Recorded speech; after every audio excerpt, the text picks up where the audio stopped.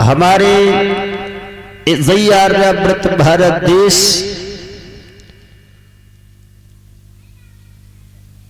ऐसा महान एक राजा हुआ,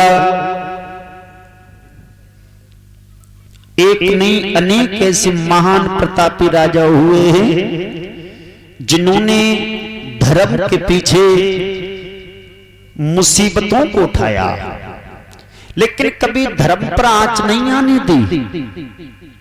ऐसे ऐसे महान प्रतापी राजा हुए हैं जिनका नाम इतिहास के पन्नों में छपा हुआ है।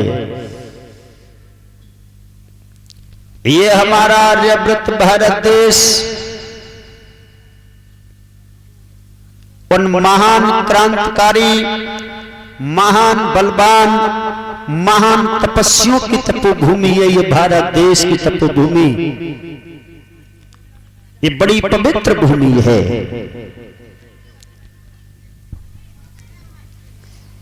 ऐसे ऐसे महान राजा हुए हैं जिन्होंने धर्म के लिए खुद मुसीबतें उठाई, लेकिन धर्म पर कभी आंच नहीं आने दी। और आज ऐसे ऐसे महान पुरुष पैदा हुए हैं इस कलयुग में। एक बार को धर्म पर आंच आ जाएगी, लेकिन खुद पर कभी कोई आंच आने वाली नहीं है। ऐसे ऐसे महान प्रतापी आज भी महान पुरुष हुए हैं जो धर्म को सदैव पीठ दिखाते रहते हैं, वो अधर्म के लिए बड़ी खुशियां मनाते रहते हैं। यदि कहीं धर्म का काम हो तो लोग वहां जुड़ने में बड़ा टाइम लगाते हैं, बड़ी कोशिश करते हैं, और यहां तक होता है यदि कोई धर्म का काम कराए तो इसकी टांग पकड़कर भी खींच लेते हैं। और यदि यहाँ की अधर्म के काम होने लगे, शराब के ठेके पर बोतल फ्री बटने लगे, वेश्याएं नृत्य करने लगे, अरे लोगों की तो बात छोड़ो, कल गौने में आई होगी वो बहू भी घर से बाहर चली जाएगी इस अधर्म को करने के लिए। ये हमारा आर्यावर्त भारत देश इतना पाखंडी देश होता चला जा रहा है। हम उनकी संतान हैं जिन्होंने धर्म पर आंच नहीं आने दी थी। धर्म के पीछे खुद बिक गए, पत्नी को भरे बाजार काशी में बेच दिया, मानसून बच्चे को भी बड़े बाजार में बेच दिया, धर्म को पीठ नहीं दिखाई। और आज का महान पुरुष धर्म भरे भरा एक कुआं में जाए, हमें कोई मतलब नहीं है। यही तो आर्यावर्त भारत देश एक कलयुग अपना पूरा प्रभाव दिखा रहा है। जो धर्म के लिए नहीं झुका तो वो मानव नहीं है, वो शैतान है। जो धर्म के लिए नहीं झुका वो इंसान नहीं, हैवान है। और जो धर्म के लिए झुक जाता है वो इंसान नहीं, देवता का स्वरूप है। और धर्म की तो सीट ही गायब होती चली जा रही है। कलयुग में धर्म की सीट ही गायब होती चली जा रही है। और हर घर में हर मानव के ऊपर बहुत बड़ी बड़ी मुसीबत आती चली जा रही है। धर्म की सीट कैसे गायब हो रही है जरा बता दूं? आइए ध्यान दें। एक बुढ़िया रहे, बुढ़िया जो रहे बाजार करके आई रही, और एक ऊंट वालो और रहे। बुढ़िया बाजार करके आ रही, ऊंट वालो अपनो ऊंट लेकर रास्ता में चलो आए रो। बाजार थोड़ो दूर है तो अब्बा बुढ़िया पे अम्मा पे चलो ना जाए रो।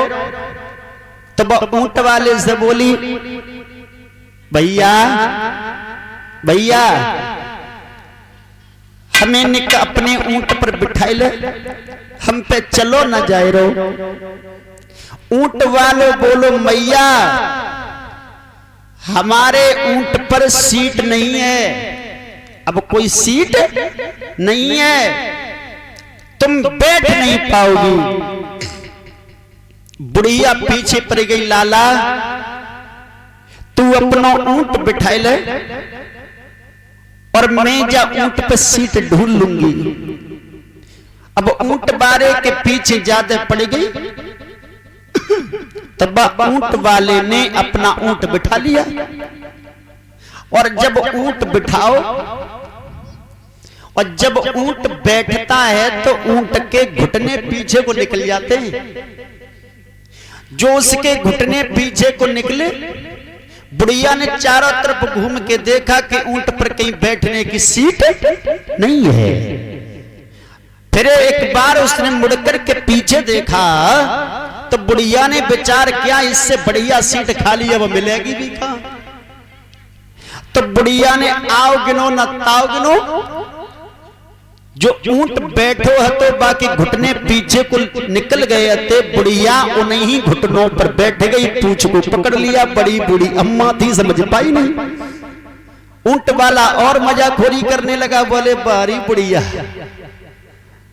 अम्मा बैठ गई, हाँ लाला अपना ऊंट अब उठा, अपना ऊंट अब उठा। ऊंट वालों हाथों से कुछ मजाकिया टाइप तो धर्मेंद्र जैसा बाने जैसे ही धरे के ऊंट उठाओ और ऊंट जैसे ही बलबलाए के उठो, अब बुढ़िया धड़ाम सीना जमीन पर गिरी। और जैसे ही धड़ाम सीना जमीन पर गिरी तो बको हड्डी को सुरमा बनेगा। बोल गोविंद भगवान की। अब बुढ़िया पड़ी पड़ी रोए रही। ऊंट बारे ने पूछो अम्मा का बात? बोले कजू बात ना। बोले कैसे गिरी? बोले बेटा गिरी का अब ऐसे ही गिर गई। बोले तू बैठी कहां? और बुढ़िया ने चारों तरफ ऊंट की तरफ देखा तो बुढ़िया समझाई कि बोली लला बहू तो कहां बताया था, जहां बैठी बस सीट ही गायब हो गई। सो हिसाब है हमारे कलयुग में, धर्म की सीट ही गायब होती चली जा रही है। तो कैसे गायब होती चली जा रही है, धर्म कैसा आगे को बढ़ रहा है, जरा ध्यान दो।